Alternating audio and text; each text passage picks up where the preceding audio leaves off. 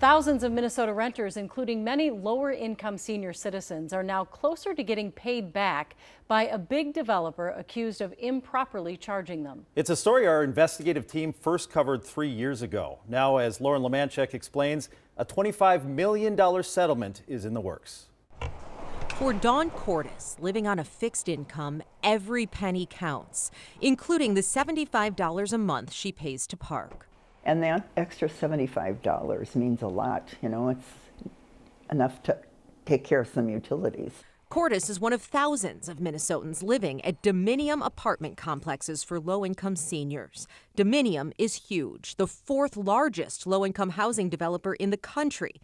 In exchange for federal housing tax credits, they agree to cap rents, and renters have to meet strict income limits. But there are a lot of other rules, too. Like Dominium can't charge renters extra for something they already got tax credits for. But a lawsuit filed on behalf of tenants by the Housing Justice Center accused them of doing just that, double dipping when it comes to parking. They are charging residents for something that the government is already paying for.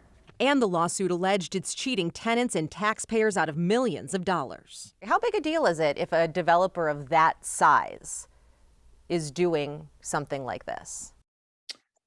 Significant. In the aggregate, you're talking about millions of dollars that were taken from low-income tenants in order to pad the pockets of this particular developer, allegedly. Dominium vehemently denied those allegations, but now, 3 years later, their tenants could be getting money back.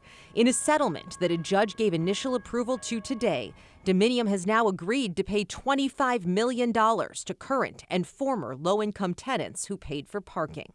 Notice will be going out in the next couple weeks, with final approval expected late this year and checks issued shortly after. For tenants who fought back, I call us senior warriors. a big win.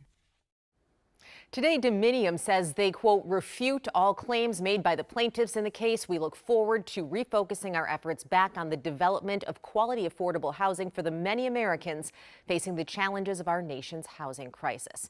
Now, as for tenants, if you are a current or former resident of Dominium in an income-restricted apartment, keep an eye out for that notification. Read it carefully and follow those instructions so you can be part of the settlement. Now, regarding that statement, Lauren, a lot of times they don't have to admit that they did something wrong in a settlement, even if they do pay the money. Yeah, in this settlement, it looks like there is no admission of guilt at all, Lou, but they will be paying out this $25 million. All right, thanks so much, Lauren.